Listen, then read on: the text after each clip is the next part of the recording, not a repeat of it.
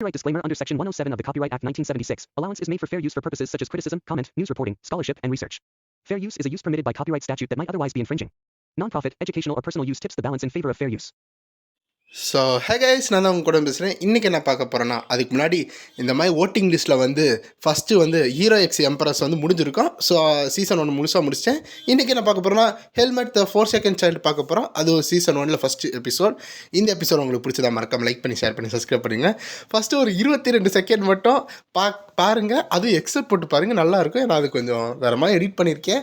அது நல்லா ஆக்சுவலாக அந்த மாதிரி பண்ணலாம் ஒரு ஐடியா. பட் வந்து அவ்வளோவா எக்யூப்மெண்ட் இல்லை, இதே லேக் அடிச்சிச்சு. இருந்தால் நான் ஒன்று பண்ணேன், என்னென்னு நீங்கள் வீடியோக்குள்ளே பார்த்தா தெரியும். அப்படியே அந்த இதுக்காக வச்சு இந்த வீடியோக்கு ஒரு 50 லைக் போடுங்க போதும். ஸோ வீடியோக்குள்ளே போகிறதுக்கு முன்னாடி மறக்காமல் சப்ஸ்கிரைப் பண்ணிடுங்க. அப்போ இந்த மாதிரி கண்டென்ட் உங்களுக்கு டெய்லி வந்துக்கிட்டு இருக்கோம். அதுவும் மார்னிங் 8 o'clock வந்துடும். பரவாயில்ல, பேசாமல் எபிசோடுக்குள்ளே போகலாம். எபிசோடு ஓப்பனிங்கில் ஒரு ஃபாரஸ்ட்டை காமிச்சிக்கிட்டு இருக்காங்க.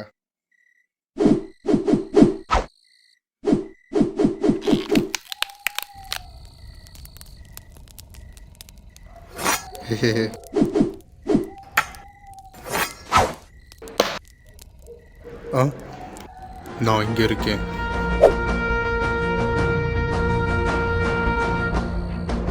சரி, எப்படி இருந்தால் நீங்கள் என்னை வந்து ஆம்புஷ் பண்ண தானே வந்தீங்க.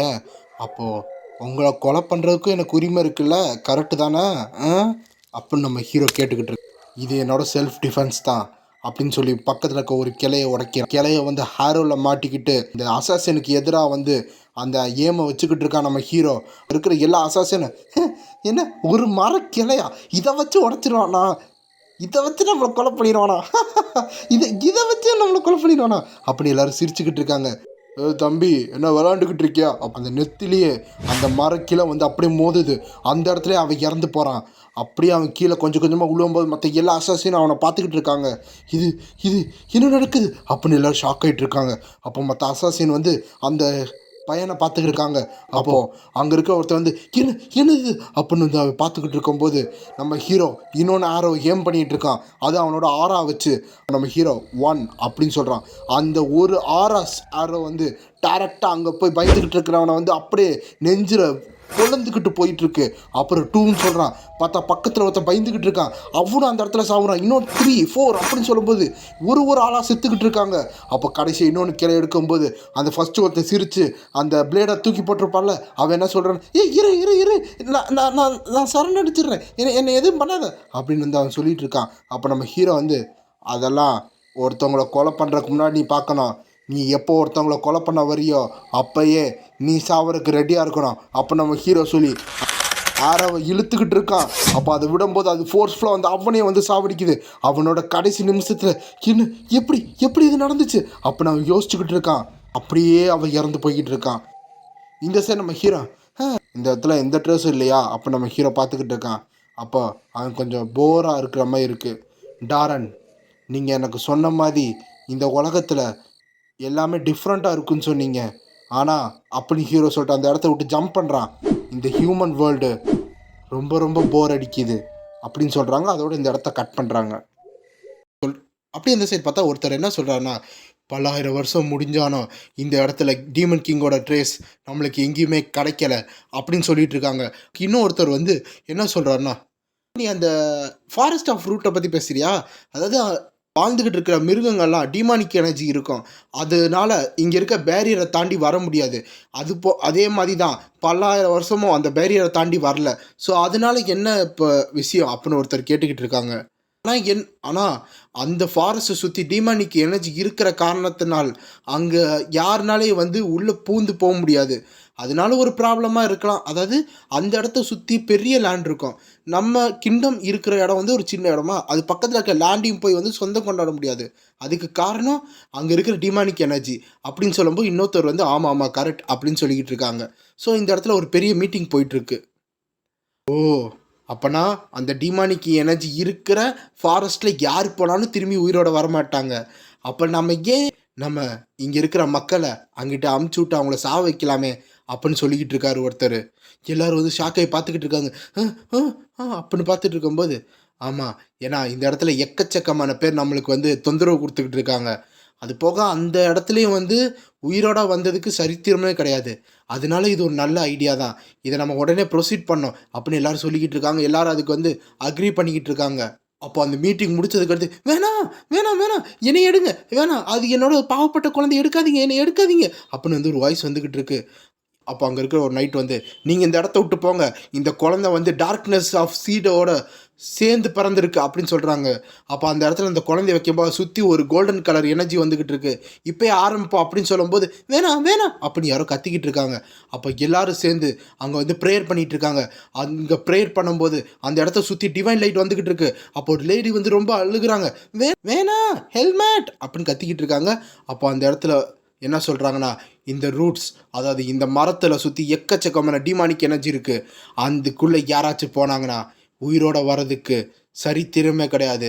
ஒரு ஜீனியஸ் ஸ்காலராக இருந்தாலும், ஒரு பிரேவ் கமாண்டராக இருந்தாலும், ஏன் ஒரு இன்க்ரெடிபிள் மேஜாக இருந்தாலும் அவங்களால திரும்பி வரவே முடியாது அப்படின்னு சொல்லிக்கிட்டு இருக்காங்க. அதனால் யார் அங்கே போனாலும் இறந்து போயிடுவாங்கன்னு சொல்லிக்கிட்டு இருக்காங்க.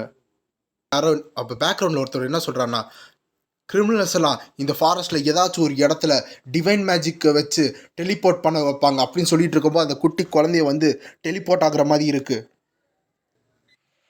ஒருவேளை அங்கே யாராச்சும் மேனேஜ் பண்ணி உயிரோட வெளியே வந்துட்டாங்கன்னா அப்போ அவங்களோட பாவங்கள் எல்லாத்தையும் மன்னிக்கப்படும் அப்படின்னு சொல்லிட்டு இருக்காங்க. அந்த நாள் தான் ஒரு குழந்தை பிறந்துச்சு.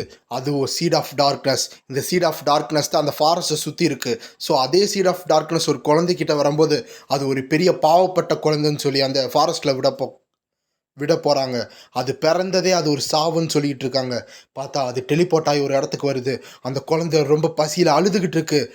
பொதுவாக யாராச்சும் அந்த டிமானிக் பிளேஸில் இருந்தால் அது எல்லாத்தையும் வந்து நச்சுத்தன்மையாக்கி அந்த பர்சனை சாவடிக்கும். அப்புறம் அவங்களால உயிரோடே வர முடியாது. இதுலேயும் ஒரு குழந்தை அந்த இடத்துக்கு போச்சுன்னா அது எப்படி சர்வே ஆகும் அப்புறம் ஒரு கேள்வியை எழுப்பிக்கிட்டு இருக்காங்க. அந்த இடத்துல இருக்க அந்த கோல்ட்னஸும் அந்த பசியும் இந்த குழந்தைய ரொம்ப வந்து துன்புறுத்தும். ஆனால் அந்த குழந்தையோட இதயத்தில் அந்த சீட் ஆஃப் டார்க்னஸ் இருக்கிற காரணத்தினால அந்த குழந்தைய சுற்றி ஒரு கவசம் மாதிரி இருக்குது.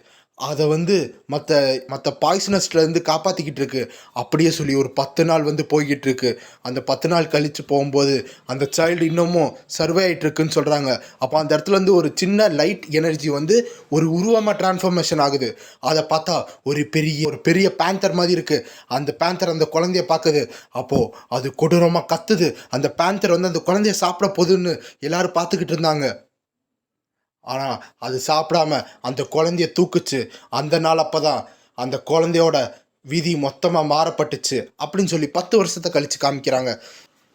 நில்லு அங்கேயே நில்லு நில்லு அங்கேயே நில்லு அப்படின்னு ஒரு குட்டி பையன் வந்து ஒரு முதியலை பிடிக்க போய்கிட்டு இருக்கான். அப்போ அந்த இடத்துல அந்த குட்டி பையன் டேமிட் அந்த முயல் ரொம்ப வேகமாக போதான் நான் பிடிக்கணும் அப்படின்னு வந்து சொல்லிக்கிட்டு இருக்கான். அப்போ அந்த முயல் இன்னும் வேகமாக போகும்போது அந்த குட்டி பையன் மேலேருந்து ஜம்ப் பண்ணி அந்த முயல் பிடிக்க போகிறான். இன்னும் கொஞ்ச நேரத்தில் உன்னை பிடிச்சோன்னே சாவடிக்க போகிறேன் அப்படின்னு வந்து கொடூரமாக ஓடி வந்துக்கிட்டு இருக்கான். கடைசி அந்த முயலை பிடிக்கிறான். நான் பிடிச்சிட்டேன் அப்படின்னு சொல்லும்போது அந்த முயல் ஹீ அப்படின்னு கத்திக்கிட்டு இருக்கு. ஏலகா இங்கே பார்த்தியா நான் உன்னை பிடிச்சிட்டேன் அப்படின்னு சொல்லும்போது அந்த பேந்தர் பார்த்துக்கிட்டு இருக்கு. அப்போ அந்த பேந்தர் வந்து மரத்துலேருந்து கீழே இறங்கி நம்ம ஹீரோ கிட்ட வந்துக்கிட்டு இருக்கா. ஆமாம் இவன் தான் நம்ம ஹீரோ, இப்போ கொஞ்சம் வளர்ந்துட்டான். அப்போ வந்து அந்த முயல் வந்து கத்திக்கிட்டு இருக்கும்போது அந்த பேந்தர் வந்து அதோட நெகத்தை வச்சு ஒரே கீறல் பண்ணும்போது அந்த முயல் அங்கேயே இறந்து போகுது. ஸோ ஹெல்மெட் நீ ஹண்டிங் பண்ணுறதுக்கு கற்றுக்கிட்டியா அப்படின்னு சொல்லும்போது கற்றுக்கிட்டேன், ஆனால் என்னால் முயல் மட்டும்தான் அடிக்க முடியுது, முயல் மட்டும்தான் என்னால் சாவடிக்க முடியுது அப்படின்னு வந்து ஹீரோ சொல்லிக்கிட்டு இருக்கான். இங்கே பாரு, இதுதான் வந்து கோர்னு சொல்லுவாங்க. இங்கே இருக்கிற எல்லா மிருகத்துக்குள்ளேயும் இது இருக்கும். இதில் எல்லாத்துலேயும் டிமானிக் எனர்ஜியை வந்து பொசஸ் பண்ணியிருக்கோம் அப்படின்னு அந்த பேந்தர் சொல்லிக்கிட்டு இருக்கு. அது போக ஏதாச்சும் ஒரு டிமானிக் பீஸ்ட் இந்த கோரை சாப்பிட்டுச்சுன்னா அது ரொம்ப ஸ்ட்ராங்காக மாறும். அதோட லைஃப் எனர்ஜியை வந்து இன்க்ரீஸ் பண்ணும். அதோட லைஃப் ஸ்பேனும் வந்து கூடும் அப்படின்னு சொல்லிட்டு இருக்கும்போது ஹெல்மெட் வந்து ஆனால் இந்த கோரை பார்த்தா ரொம்ப சின்னதாக இருக்கே, ஏன் ரேபிட் ரொம்ப வீக்காக இருக்கனாலையா அப்போ நம்ம ஹீரோ கேட்டுக்கிட்டே என்னோட ப்ரேயர்லேருந்து தான் வந்துச்சு அதனாலன்னு சொல்லி நம்ம ஹீரோ அந்த கோரை எடுக்க போயிட்டு இருக்கான். அப்போ அந்த பேந்தர் வந்து இல்லை ரொம்ப அவசரப்படாத அப்படின்னு அந்த பேந்தர் சொல்லி அதோட வாழை வச்சு நம்ம ஹீரோவை தட்டி விடுறான். நம்ம ஹீரோ அப்படின்னு விழுந்துட்டு எனக்கு அது வேணும், எனக்கு அது வேணும், எனக்கு வேணும், எனக்கு கொஞ்சம் வேணும் அப்போ நம்ம ஹீரோ அடம் பிடிச்சிட்டு இருக்கும்போது முடியவே முடியாது அப்படின்னு பேந்தர் சொல்லுது.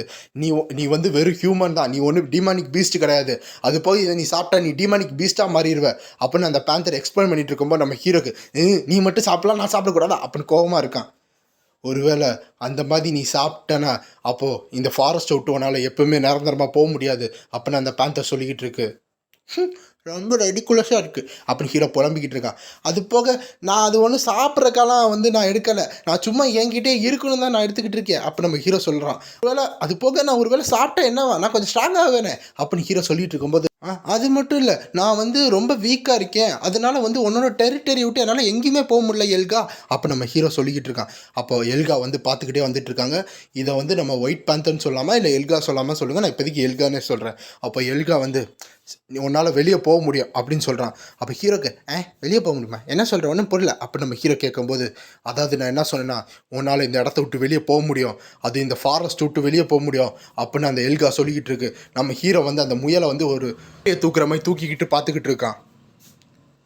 என்ன சொல்கிற, நீ தான் சொன்ன இந்த இடத்த விட்டு வெளியே போக முடியாதுன்னு, அப்போ நீ என்ன இப்படி சொல்கிற அப்படின்னு ஹீரோ கேட்கும்போது, நான் அப்படி தான் சொன்னேன், அதுக்கு காரணம் யாருமே இந்த இடத்த விட்டு வெளியே போகல, அதாவது நான் பார்த்த அளவு யாரும் இந்த இடத்த விட்டு போகல, அதனால நான் அப்படி நினச்சேன்.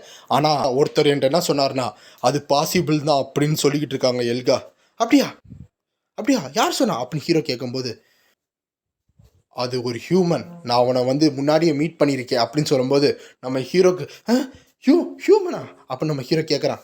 நீ என்ன அவனை பற்றி யோசிச்சுக்கிட்டு இருக்கியா, அதை பற்றியெல்லாம் யோசிக்கக்கூடாது அப்படின்னு எல்கா சொல்லிட்டு இருக்கான். அது போக அவன் இந்த ஃபாரஸ்ட்டில் எங்கேயா செத்து போய் கிடப்பான் அப்படின்னு சொல்லும்போது, ஆனால் அவன் உயிரோடு இருக்கிறதுக்கு பாசிபிலிட்டி இருக்குல்ல, நீங்கள் பார்த்தீங்களா உங்கள் கண்ணால் அவன் செத்துட்டான்னு அப்படின்னு வந்து நம்ம ஹீரோ கேட்கும்போது, அந்த எல்கா வந்து நம்ம ஹீரோ குறுகுன்னு பார்த்துட்டு இருக்காங்க.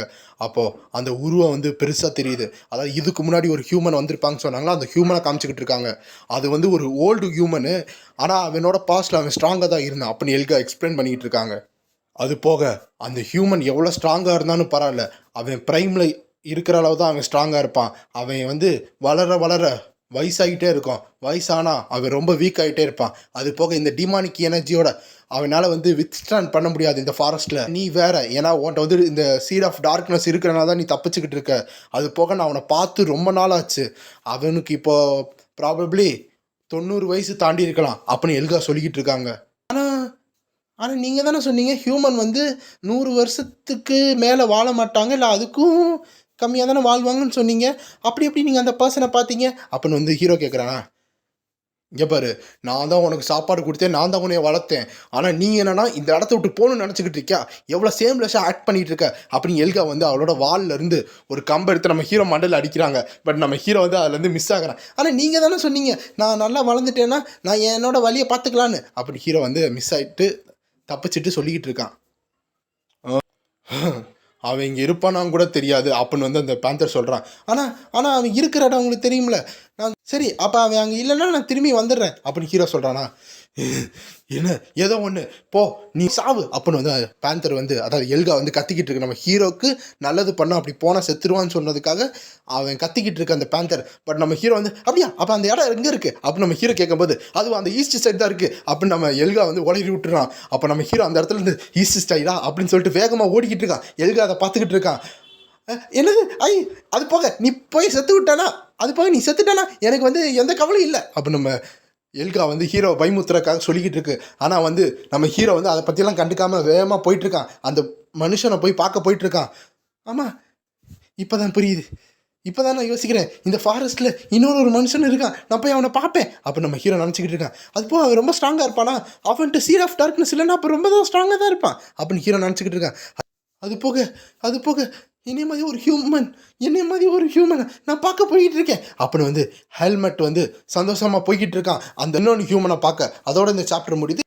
ஸோ ஃபஸ்ட்டு ஸ்டார்டிங்கில் பார்க்கும்போது ஒரு எடிட்டிங் இருந்திருக்கும்ல, அது வந்து கொஞ்சம் நான் ட்ரை பண்ணது தான், நல்லா இருந்துச்சுன்னா ஓகே தான். அது போக இன்னொன்று விஷயம் என்னென்னா, நான் அதை எடிட் பண்ண ஐ மீன் 20 செகண்டுக்கு எடிட் பண்ணுறதுக்கே என் ஃபோனு ரொம்ப டப்பாக டான்ஸ் ஆகிடுச்சு, அவ்வளோ ஓல்டு விஷயன்னு. ஸோ இதுக்கடுத்து நான் ட்ரை பண்ணோம்னா ஃபஸ்ட்டு சாப்டர் ஏதாச்சும் புது மானுவாக போடுறேன்னா அதில் சும்மா ஒரு 20 செகண்டோ 10 செகண்ட் பண்ணலாம். ஆக்சுவலாக அதை நீங்கள் பார்த்தீங்களா, அதை தான் நான் பண்ணணும்னு ரொம்ப ஆசைப்பட்டேன். பட்டு ஃபோன் தாக்கு பிடிக்கல. வேறு புது ஃபோன் வாங்கினா இல்லை கொஞ்சம் லேப்டாப்போ அந்த மாதிரி இருந்துச்சுன்னா அதில் நான் ட்ரை பண்ணுறேன். ஏன்னா எனக்கு அந்த மாதிரி நீங்கள் அப்படியே அந்த வீடியோக்குள்ளேயே போகிற மாதிரி இருக்கணும், அந்த மாதிரி தான் நான் எதிர்பார்த்தேன். பட் பண்ண முடியல. இருந்தாலும் அடுத்து இந்த மாதிரி தான் மான்வா வரும், இந்த மாதிரி தான் எனக்கு ஃபோன் தாங்குது, எது தாங்குதோ அதுக்கேற்ற மாதிரி தான் என்னால் எக்ஸ்பிளைன் பண்ண முடியும். ஸோ நீங்கள் வரி பண்ணாதீங்க, ஃப்யூச்சரில் இந்த மாதிரி ட்ரை பண்ணுறேன். அது போக அது நல்லா இருந்துச்சுன்னா சொல்லுங்கள், உங்கள் ஒப்பீனியன் பற்றி சொல்லுங்கள். So bye guys.